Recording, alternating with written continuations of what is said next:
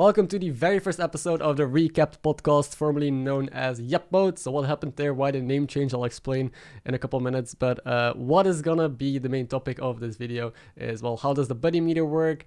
Then about the meta, you know, how things are shaping up to be, how Battlegrounds is evolving, and what I've seen in my lobbies. Then about buddies, of course, all the pros, all the good things about it, what seems to be working, that sort of stuff. And also the cons. There's a lot of criticism, the community is speaking out about a lot of stuff, so I'll have to cover that, of course, as well. And why buddies, you know, the issues with buddies, or the flaws, I should say, with this big patch. And then also some extra info, mainly about buddies still, and about, you know, the game of Battlegrounds. So it's been a while since I did one of these and I sat down and talked about stuff because there's not been many updates or not much happening. So I felt like most episodes would just be pretty long and drawn out. But now there is so much to discuss. So I'm happy to be here in a new podcast, recapped. Why did I kill Yepboat? Well, Boat is dead. The name was kind of confusing. I didn't like it that much anymore. And I mean, Yepboat, I felt like it was about time that we got a better name. Now, why recapped? First of all, recapped because I'm going to recap everything that happened in Battlegrounds, all the news, the updates, the meta. So it just makes sense. But also capped, I think I wanted to put a wordplay in there. And being damage capped is a feeling that I think every Battlegrounds player knows. Ever since damage cap was introduced in the game, getting capped and taking 15 early on just feels still so horrible. But at least we got the damage cap now. So getting capped, recapped, there you go. And I just wanted to also rebrand a bit. We're going to more platforms, so instead of just being on YouTube and Spotify, I'll see what other platforms I can get this on. I'm trying to make things fancier, stepping up my game, and that is basically why I changed the name and starting over with this series. We almost had 20 episodes of the Yepboat, but they're not gone to waste. I hope you enjoyed them, and I hope you will keep enjoying these. So, in case the first time that you tune into one of these podcasts, you can just leave this on in the background. I'll just be talking about stuff, about Battlegrounds, if that interests you, and I think that does, otherwise you wouldn't have clicked on this video. Let's start about the buddy meter. And oh boy, I think the most asked question that I got on my streams and I saw other people ask on socials or in other streams on videos is, how does the buddy meter work? How do you fill up the buddy meter? And it's kind of surreal, right? That it is such a big new thing coming to Battlegrounds, and there's like barely... there's a lot of info on it, but not in the game itself. Like a lot of casual players and new players who start up the game, get this massive update, suddenly have a buddy meter, and they have no clue what the hell it is, how it works, or how it fills up. They just see it go up, and then get a card, and then they're figuring out how do I make it go up. I feel like in the game there should be some sort of tooltip explaining it, or at least like put it into some sort of tutorial that I have to do first. Like figure out a way to communicate to players efficiently that like about how this works. Well, now it was on the job of the content creators to just constantly explain, to make videos about it. It was explained in the reveals, of course. Hearthstone did post about it on socials, but not everyone follows socials. Not everyone follows content creators. The majority of people that watch or play Battlegrounds still play it more casually and aren't super involved in all of this community stuff. So that is something that annoyed a lot of people, and myself included, that we just keep getting the same questions over and over again. And on top of that, when we tried first asking for specifics, because Battlegrounds is now an esports game, there is now tournaments, there's now high stakes if you want to compete for high ranks. So we want to know how the buddy meter works, how to optimize our play, right? Is it worth power leveling still, or is that completely dead?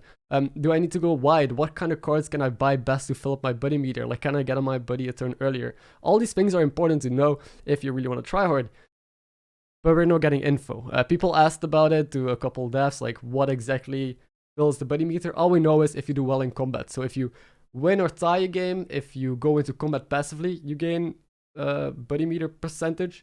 Then as well, popping divine shields and apparently dealing damage. Like if you have high attack cards, you gain more or something if you pop divine shields. If like there's so many other things that play into this, you don't know how much percent everything triggers, and that's a little bit annoying because I mean a lot of people try optimizing their play and try figuring out how this works, but yeah, we just gotta figure it out ourselves. Which, on one hand, they just want us to like figure it out, and they probably see it as fun, you know, for us to explore and try new things. But I feel like a lot of people just want to, you know, be the best as early as possible and figure out how to be the best player. And yeah, that can get kind of, because I think Lorinda did a stream trying to figure all of this out, and he figured out that like tier 2 buddies have 75 points or something. Don't quote me on this. And then tier 3 buddies 100, tier 4 buddies like 126 or 125. and points, like everything counts for a couple amount of points that you gain towards the buddy meter. They're trying to figure it out, but yeah, I wish we got more in-depth details on this as well. And that is like the big buddy meter it's not even a controversy, but the big talk about buddy meter. It's a cool concept, but there's like not great communication towards how it works. And I assume that's intended. I assume they want us to figure it out. They want us to, just know that the buddy meter fills up over combat. And as well for casuals, that makes sense. Like casuals don't need to know all these details. Most people don't care. They just know if I do well in combat, if I am strong early, I'll get my buddy earlier. That's it, which is logical. But for the tryhards, which I am also a tryhard, for those who really want to, get every little percentage that they can to try and win games, this is some helpful info, especially with high stakes on the line now after this reset. So that's it for buddy meter. I'm not gonna keep rambling on, but that's all we know how it works for now. All the basics list, no specific details. But let's move on to the meta. Now, of course, it's probably too early to talk about a meta being in place, but I can talk about things I've seen and how games are won for now and how things seem to be shifting.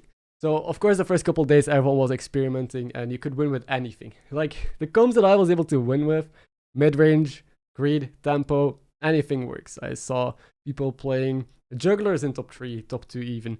I saw people still get boards full of amalgamals, which is just previous meta. And I just see a lot of people being able to pull off weird comps that I've never seen before. And that is, I think, the fun about buddies right now. Like, I saw people play Light Fang comps again. I saw some bomb Exodias, and especially with Maleficent. So I think it's just a mess right now, and I would say do strong shit. That is like my key phrase these past couple streams and past couple days, and actually like forever. I always just try and do strong shit, but now more than ever, if you find something strong to do, if you hit an early, whatever 5-drop or 6-drop you triple into, stick with it, build a comp around it. Don't get too like hang up on previous meta, because previously if you triple into Light Fang, you probably wouldn't go for it or stick with it.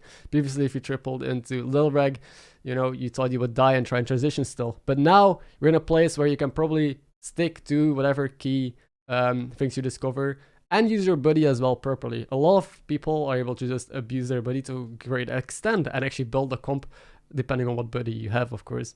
Build a comp around that buddy.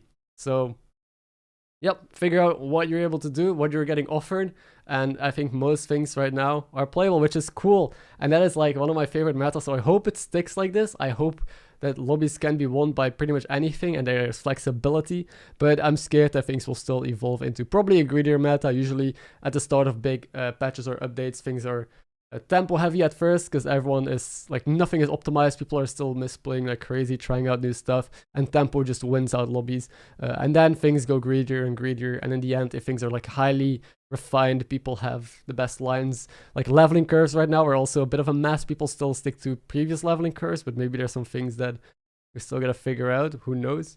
So that's always fun. That's all I can basically say about the meta. Not much, since things are constantly adapting still, but there's a lot of playable things. That's all you need to know. So don't tunnel vision onto just leveling to 6 and doing high roll stuff, because I've seen a lot of people top 8 trying to do that, because also there's no armor anymore. No armor and buddies, and tier 5 is more expensive, so don't just try and stick to what you know is good. Try and be flexible, and that is where players like that will shine. Players that can easily like identify new situations and adapt to it. Now I want to move on to the big talk about buddies, what I think is the pros, what I think is fun about it, and not. Because I've never seen such a big divide. Like, more than anything, this patch is probably the biggest patch we ever had that shakes up Battlegrounds. Like, I've played so much already. I did a 10-hour stream yesterday, and I still haven't even touched half of the heroes, I think. There's this, and every hero feels fresh. I want to try as many different heroes as possible, try new strategies, and the game feels completely new to me, which I think is fun. It's rarely that we have a big patch like this that completely changes up the game in fundamental ways that even people like me who play the game daily still, feel refreshed and have so much cool stuff to explore. So that is really cool, and I like the scale of it. But that obviously comes with a lot of flaws because of the scale of it. There is a lot of room for error, and there is a lot of mistakes that I will go into in a second as well. But yeah, I've also never seen, like I mentioned at the start, such a big divide with people actually enjoying this patch and feeling like me, like it's an entire playground that you have so much more stuff to explore, and people just being really mad about all the high roll, about buddies in general. So usually with every patch, there's gonna be people like that being, pretty annoyed with it and all the power creep stuff, and people just really enjoying it.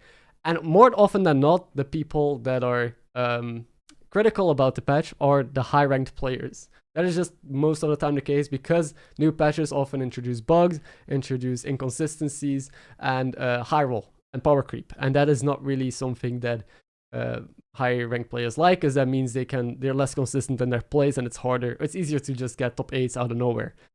But this is, I think, the first patch that I actually saw a lot of casuals as well complain. That I saw a lot of casuals in my comments or in Twitch say that buddies aren't insanely fun, that they just want it gone. And it reminds me of the spell meta. In spell meta, I think most people liked spells, like most casuals. And after a while, people got tired of it because things got refined, and then everyone just high rolled on 6.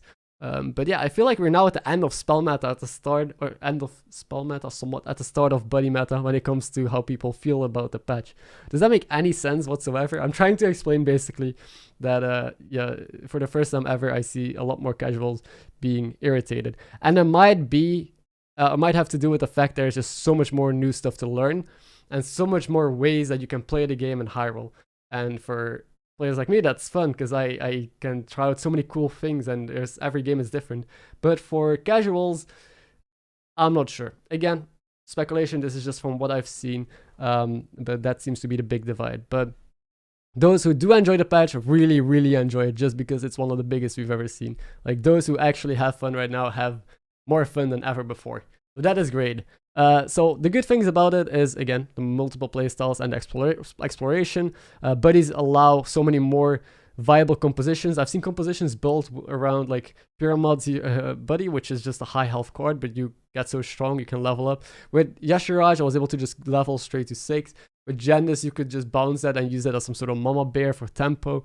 Like, there's so many cool things you can do, and so many comps to explore now, with like built around buddies. With Dancing Daryl, you can just stay on one, build an extra big boy, and try and just be strong, I guess, which isn't really a new comp, but you can think about the game in different ways.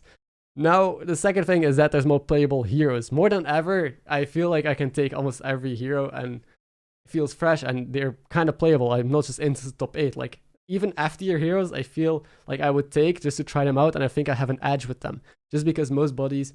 I mean, okay, let's talk about AFK, I guess. AFK doesn't have a great buddy. If you take it compared to other buddies, you're probably still worse off than not taking it. But yeah, I think most heroes I would be more than happy to try out. And whenever there's new heroes or balance changes, I don't usually want to try out new stuff if it seems bad, because it seems really bad.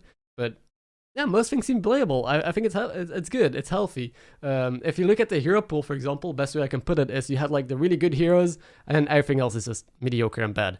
But right now, there's the really good heroes, which are extremely good, then a whole middle section, which is playable, and then a very small bottom section that is just pretty bad and you don't really want to touch, because, you know, they're actively bad. So I think there's just way more in the middle section of being playable instead of just mediocre, unplayable heroes. Which is great, but well, I'll talk about that in the second part where I talk about issues with buddies. There is a way bigger divide between top and bottom when it comes to power level. Now, there's also more direction. Again, I feel like you don't just have to find the cards like the Firebat and the Dazzling. Like, Avenge meta is still there, but it's way less. I see way less lobbies won by Avenge because you have less time to milk.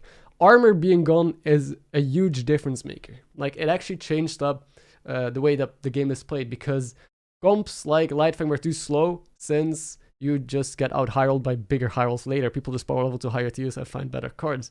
But right now, you don't have that health often to work with. So hitting a Lightfang, getting that early passive scaling, and then going into Bran or doing this or that actually is a lot better. I have won lobbies with Lightfang or a golden Lightfang. That has not happened in months. It feels amazing. Same with milk. Like, if you find dazzling light spawns way earlier now, you have to try and get a strong board and play big elementals instead of keep on milking, which is Yeah, it's great. I feel like Avenge is still a thing. You can still go for it, but it needs a bit more high skill. Like you need to weigh in the high risk, high reward a lot more. So you can't just milk like crazy and then pop off, but you gotta figure out how much health you can afford to lose still and when you have to sell those weak cards just to maybe stabilize and look at a top 8 instead of a first. So I think it does add a bit more skill to those elements, armor being removed. We still got damage cap after all. Like it's not like you can like randomly die out of nowhere. You can still know for sure, okay, I can't die this turn, I'm at 16 HP, so I have some free space to work with or some health that I could use. So that is cool. There's more direction. You can play way more cards, and it's not just the same as last meta. Even buddies again are directional. Sometimes you could build compositions around buddies, and heroes because of that change completely, which I think is incredibly cool. Now, the big decisions. That's something I like as well. More decisions seem to matter. Like when tier 5 got more expensive, I saw a lot of people say, oh, leveling is dead and this and that, but people still go to 5 and 6, but now it's just a bigger decision to press that level button. Previously it was just, okay, I guess I'll just level to 5. I have a decent board and I can buy some cards as well. But now because it's more expensive, you really have to think about it. Like more often people stay on tier 4 an extra turn. And if they do want to level, they gotta sell something on the board, and then it becomes more high risk, high reward again. Something that is actually a bigger skill to measure whether or not it's worth to go for a higher tier. Like maybe it's better to just play that tempo comp on tier 4 and get that top 3, depending on your hero, your matchups, that sort of stuff. So you also need to check your opponent. Can you level without taking too much damage? So I think making it more expensive made the meta healthier and also contributed to less insane high rolls, people just going to tier 6. And I think we needed this. I think if level to 5 was the same gold, people would still level to 6 and 5 with their buddies and just steamroll like previously. Even though there was no armor anymore, yeah, things would be way out of control. But I think it's a good decision so far. From what I've seen, I don't like, people are always going to be annoyed at every single change in the game, but I think it didn't kill anything. You can still play greedy. It's just going to add another dimension or another layer to your thought process. Then, last but not least, I wrote down mid-range meta, ? Because it seems to be shaping up toward mid-range meta, which is my favorite playstyle. Let me explain what I mean with that and why it is my favorite. So, you have tempo metas, which is strong heroes play strong comps on tier 3, deflectabots, shakers, like scaling with greasebot, I guess, and arm, and taunt comp, like that sort of stuff, right? Where people just want to find the good cards early and try and murder each other. And that is not as fun because it is, I don't know how skillful it is, but you can't really make decisions of power leveling anymore. You can't go to tier 6 early, can't try and like take greedier lines. You just have to get lucky with the cards you hit early and just be strong, right? So I'm not a big fan of tempo metas. Lobbies are also generally rather fast and it just, I don't know, not my playstyle, I guess. Maybe it's for other people. But then you also have the super greedy metas, which I think last meta could identify as, which is just people leveling like crazy, tripling into 5s and 6s or 4s here for milk, and then just level afterwards and get big boards. And just every endgame is going to be either a massive board or a poison board to counter it, because everyone just has the nuts. And the games are also super long previous meta because of the armor, and damage cap added onto that is still a thing. So people had a lot of time to just go to higher tiers and do the best comps, and because of that, a lot of people had time to make refined boards. And last meta was some of the craziest top 8s I've seen, like 8th place boards that would easily get like a top 3 in metas before, which is just mental, because they face some insane dude. And also endgame boards, yeah, were like amongst the most refined, best compositions I've ever seen, with like 5 Amalgadons, Nadina, Prester. Like, it doesn't get better than that. And then everyone had like double Reborn Max. Now everyone had the nuts basically, because there was so much time to find all of that nuts, to find all of that good stuff to build a board. And right now things are a little bit faster. People say, wow, the meta is so fast, but it doesn't feel fast. It feels like before previous meta, when there wasn't armor. It just feels like normal again. No insanely long games, so you don't see people with you still see people with multiple Amalgadons, but not every lobby is won by multiple Reborn Max Snails and Golden Self. And there's actual like tempo comps now being able to snowball and win games, which is great. And heroes with their buddy doing like really well. So that's a greedy meta, in my opinion. And then the mid-range meta is indeed like the in-between, where scaling on tier 5 is usually good. Tripling is still decent, but it's not as important. It's still really important, but I thought it was going to be more important because tier 5 became more expensive. I saw the argument as well, and I made the argument that it's going to be more important to triple into 5 drops since people will be less leveling less to tier 5 since it's more expensive. And if you go to 5 and triple into a 6, you'll also have a massive advantage. And sure, but I see people still dying with triples in 5 and 6 because there's no armor. Like, you can still die to tempo comms. And there is scaling on 4 and 5 and with buddies that can easily outdo people that triple into early 6s. I think it's healthy. I'm really enjoying the playstyle right now. You can get a win with anything, like I mentioned at the start. Tempo, greed still works. Like, mid-range meta has a bit of everything. If you get early insane tempo comps, you can get a top 2 even. You can still high roll, so it's not dead. You can still get the perfect comps. It's just a lot harder, a lot more skillful, or you just gotta get super lucky. But yeah, I'm happy. That's at least my experience from the games that I've played so far. Things might be, if you're watching this later, things might have evolved already by now. But I hope that things keep on trending towards this horizon, keep going in this same playstyle, because I think it's rather healthy. And that also means that Menagerie is playable. One of my favorite tribes ever, or favorite playstyles, because it's super flexible. If you find nothing, like no scaling, nothing, you just have a couple tribes like a Bronze Warden and then a high main, and then you just buff it up, you Argus it, you find ways to scale up that board, maybe a Major Domo. That's the most fun stuff, where you could put jank on the board, random stuff. If you lower your discovers, they just try and be strong in any way, shape, or form, and you can still get a top 4 out of those games. Those are the ones that I enjoy the most. Janky Menagerie boards that can still gain MMR is the most fun to me, because that is how the game used to be played as well, maybe like a year ago, and maybe I'm a bit too nostalgic. But okay, that was all the good stuff about buddies. Quite a lot. I'm enjoying it, but now there's also the cons, the things that people are critical about, which is there's way less early decisions. And I'm a big fan of the 4-on-4. Or the 3-on-3, which is just power leveling. If you don't know what 4-on-4 is, you just have a token, then turn 2 you level, turn 3 you cell level, turn 4 you cell level again. You have no board, you made it to tier 4. You're gonna take a lot of damage, but then you stabilize and buy strong tier 4 cards and try and make something work. Depends on the meta and the hero, of course. But that's just not, like, it's completely dead because of buddies. You can't really power level like that anymore because your buddy meter doesn't progress. And that's one thing. I enjoy buddies, but that's one thing I really hate about the buddy meter. It forces you to play a certain win early on. So I talked about more decisions mattering in the mid-late game, which is true, I think. But there's way less important decisions early on. There's still decisions. I'm not saying there's no skill. You still gotta know when to, or how to take triples, when to buy tokens, how to like level properly and judge your board. But a lot of decisions are made for you. Are you gonna push that level because your shop is bad? Now it's less likely, because then your buddy meter won't progress, which you kind of need to do. One thing as well that is a great example is, do you take a triple or not? Like, I had a triple in my shop, and previously I would buy the triple, hold it in hand, and then level or double level, and then play the triple and discover. But the issue with that is I would have no board. I would be super weak, but lose 1 or 2 fights holding that triple in hand, which I don't really care about, but my buddy meter doesn't progress. So instead, now I had to make the awkward play of freezing the triple, buying some random stuff from that shop, freezing it over 2 turns, and then leveling and then selling a bunch and buying the triple, just so I progress my buddy meter meanwhile. So you have to make like awkward plays to be stronger for a little bit, just because you want your buddy. So that's one thing I don't like. The decision is made for you to play strong early comps and boards.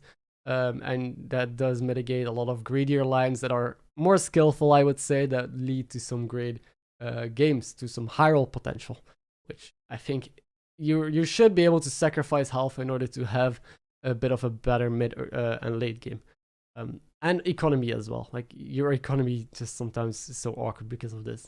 The second one is, of course, big balance issues, which was expected, right? It's the biggest patch ever. We expected balance issues, but there's multiple heroes not in the game because there were too, there were bugs with it, basically.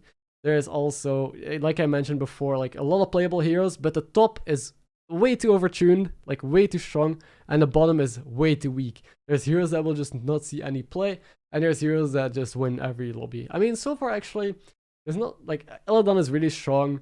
Malygos is absolutely busted. I don't see them winning every lobby yet, but as soon as people will start refining it, it's gonna be nuts. They said they were gonna do patches soon, so hopefully we see patch notes any day now. I don't know how fast they're willing to adjust the buddies or things like that, but I hope it's rather sooner than later, because I can see it becoming way less fun, within a couple days already. So please, I hope that's being looked at, because a lot of people are starting to complain about the absurd power level that some buddies and heroes have.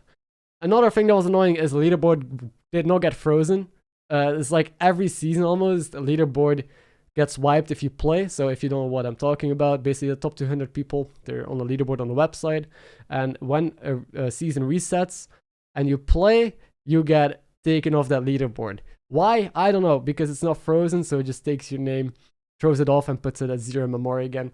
And because of that, I'm not on a bunch of leaderboards, even though I should probably have a finish this season. I probably won't have a finish because I played right after it. People who are rank 1 or rank 2, they dropped off as well. Like, it's insane. And they told us that it would get frozen. So on Twitter, again, via social media, they clarified that they're looking into it and they would freeze the leaderboards this time around.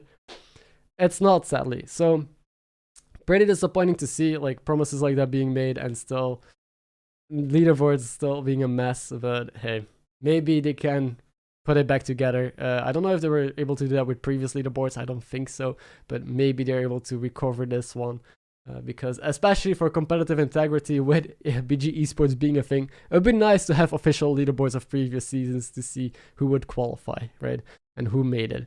And then yeah, not fun. Last thing I wrote is can't go 4-on-4 again. A lot of fun strategies early on are just not really there anymore, or not really playable because of buddies. So overall, I think buddies are a fun concept, a great addition, but they do bring a lot of complications, and they do force people to play a certain way that maybe an easy fix would be just changing how the buddy meter works. Like, let's just say you get a tier 2 buddy always on 6 gold or 7 gold, and then the tier 3 buddy a turn later, and tier 4 a turn later. Like, if you get them on set turns, then it doesn't matter if you play strong or weak boards, which I think is just gonna make the game so much more fun. You don't have to figure out all that stuff. And again, that might just be me. Maybe that's not true. Maybe it is fun to actually try and play strong boards early, and maybe that will incentivize too much high roll if you don't need to play strong boards to charge your buddy meter, right? Like, maybe it's good to have as a punishment that you play greedy, you don't get your buddy. But I don't know. I think buddies are so overtuned that you have to always go for them, and you can't really delay them too much. Also, I wrote down some neutral points, so some other things about buddies that is not really pro or con, but kind of both, that are in both fields. Basically, first of all, buddies in general do make the game more complex, which is good for veteran players, people who really enjoy Battlegrounds, because there's way more playstyles. Again, there's way more to learn, there's way more to play around, and decisions to make. So a more complex Battlegrounds is fun for people like me and people who put a lot of time into this and want to, like, have a bigger skill gap between players. But then as well, it is really bad for new players. There's a lot of casuals being confused with all these buddies. Like, imagine if you're new to the game and then suddenly you gotta learn not just every hero and all the cards, but all the buddies for every hero. And then there are golden versions. And then what do you learn? Like, you can't just learn beasts anymore and dragons and demons. No, you gotta learn this play style and that. And I think a bigger skill gap just makes the accessibility of Battlegrounds a lot harder. And that is why Battlegrounds was, I think, such a big game in the first place, why it's taking over Hearthstone, because it's free to play, everyone can join in, it's an easy learning curve. Like, it's easy to get started and learn how money works, triples work, hero works, then you slowly just build up all your knowledge over time.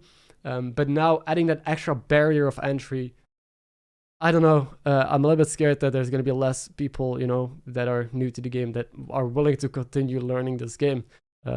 Again, speculation, I could be wrong on that, but that is just the general feeling that I'm getting from a lot of people. Secondly, this is an event, so they said this is not permanent, buddies shouldn't be here forever. It's going to be like 1 or 2 months, I don't know. That's probably going to stick around longer than Dark Moon prizes, because, well, clearly there's a lot of effort being put in this, and there's so much stuff, so I think this event is going to last quite a while. Now, this again has pros and cons. Pros, if you don't like buddies, don't worry, they will be gone soon. So if you're not a big fan, you will have to play with them for quite a while though, but it's not a permanent thing, so they can always, backtrack and just continue making new updates. And that's also a good thing because of design space, I think. Like, with all these buddies, it's gonna be so hard to make new heroes, new cards, or new tribes, all that sort of stuff, without things being broken. There's so many more interactions to be aware of. Every new card that you make, you gotta figure out, oh shit, does this no go infinite? Is this too strong? And you gotta test out all these different things and see what works. So I think there's just, the design space is super limited, or more limited I should say, for new interesting interactions and concepts to be introduced in Battlegrounds, because it's easier to break stuff and there's a lot of things limiting you. I'm not a designer, so I don't know for sure if that is true, but I assume that would be the case, right?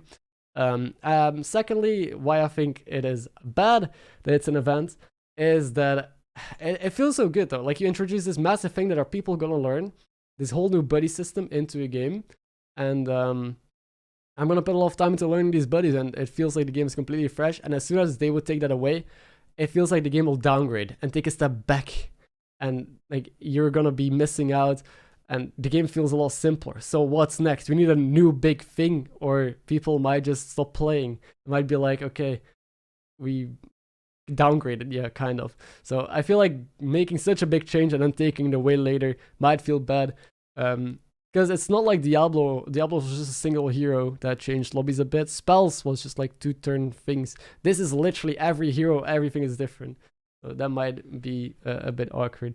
It seems a way too big to just strip away from players. Now, I think I saw somewhere, I'm not 100% sure, that they might make it permanent if it has really good perception, if people really love it. But then again, we might run into issues of the new players, the barrier of entry for them. Last but not least, I'll talk about armor a little bit again. So the armor change is positive in a sense that games are not insanely long anymore. So this way, there's no insanely greedy meta, or the meta isn't insanely greedy anymore, I should say. Like, you can't just level to 6 and do all of the crazy stuff that I mentioned before. And this is what I talked about with the mid-range meta. It's also easier to get tempo down though. I see a lot of people get top 8 a lot quicker with way less like options. If you have more time, you have more ways that you can look for an out, look for a way to stabilize, and lobbies that are normally a top 8 out of your control, you could suddenly swing back in your favor. So there's like a little bit less that you can do when you get top 8 sometimes, but I mean, that's, I think, the only thing about armor. And I think that's about it. That's about everything that I wanted to mention. So mainly about buddies, all the things that I've seen, the pros, the cons, the meta, and yeah, hope you enjoyed it. If there's things that you want me to talk about next, leave them down below or join the discussion. I'd love to. I read all the comments. I'd love to see what you guys want to talk about. Yeah, this was the first recap podcast. I'll try and up the quality more next time. And yeah, if you're new, don't forget to subscribe. Have a good day, and I'll see you in the next one.